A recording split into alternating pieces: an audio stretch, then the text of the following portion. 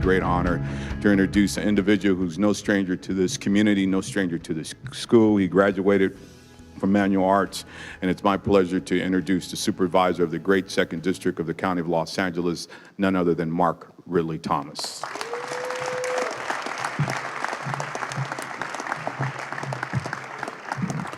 Well, thank you very much. I'm delighted to be here, and I just think it's appropriate to ask one question. Are there any toilers in the house today? Any toilers in the house? You got toilets right here all over the place, and that's a good thing.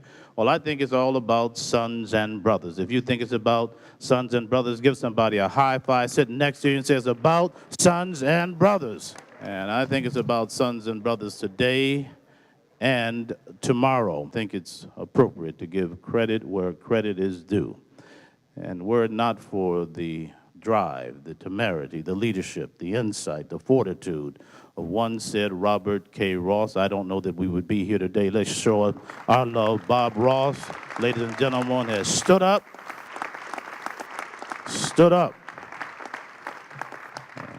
and all of us have essentially elected to follow his lead. He's collaborative, he's inclusive, he's worked it in a way that we can be proud, and he is not afraid to show his emotion.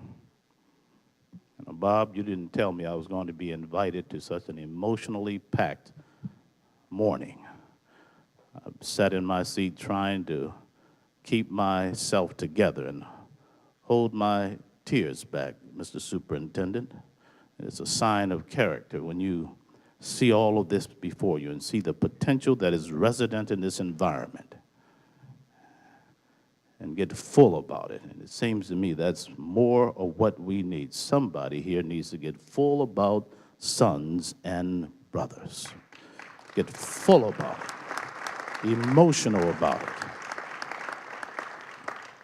So, Mr. Principal, we salute you. Mr. Superintendent, we salute you. Stay the course. Drive hard. Do what needs to be done on behalf of these students and the community of which they are a part. Dr. Ross is trained as a pediatrician.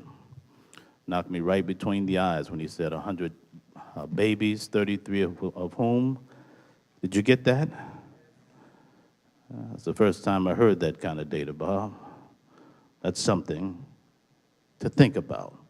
It means our work is cut out for us, and we cannot turn back. We cannot let these young people down. If we were to do so, we essentially let ourselves down. Not only do we let ourselves down, we let those who we are supposed to represent. I'm talking about our mothers, our fathers, our uncles, our aunts, those who brought us safe thus far along the way. We let them down if we don't do what we are supposed to do for this future generation. It is on us, and we need to step up and do the business that we are assigned to do. You know what the good news is? We can.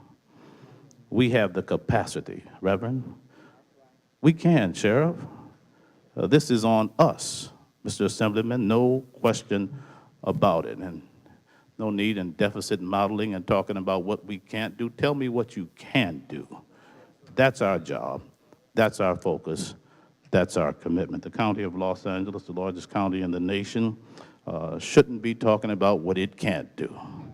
With a $24 billion budget every year, they ought to be talking about what it can do, what it should do for boys and men of color throughout the state of the county.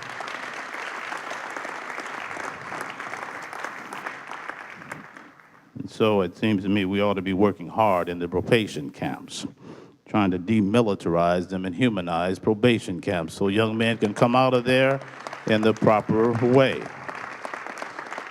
And I'm pleased about the fact that we put freedom schools in 2 probation camps this summer, and we're going to have 9 next year, trying to make it real. And you know what the deal is? They focus on literacy. And it's clear that the correlation between literacy and incarceration is compelling, and so the more effectively somebody can read, the less likely it is that they will be put in jail. You got to know how to read to navigate through our context, and so it seems to me we need to do that. And then we ought to be focused on the issues of school-based health centers. Sick kids can't learn.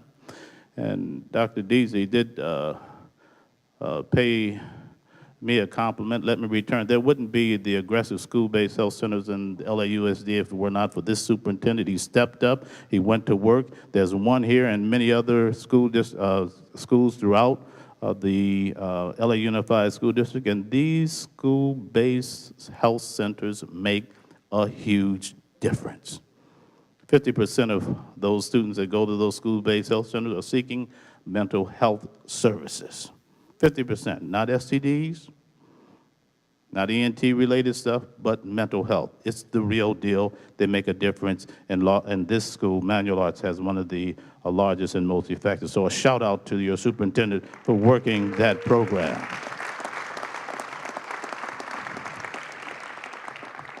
So don't tell me what we can't do. Tell me what we can do for these young men and their families. And anybody here know that the real cure to some of the maladies with which they confront is called a J-O-B. Nothing wrong with a job. And a job that trains them how to get to work on time, to respect their colleagues and those with whom they are working, and then produce a product. A job, simple as that. Three-letter word, not a four-letter word, three-letter word, a job.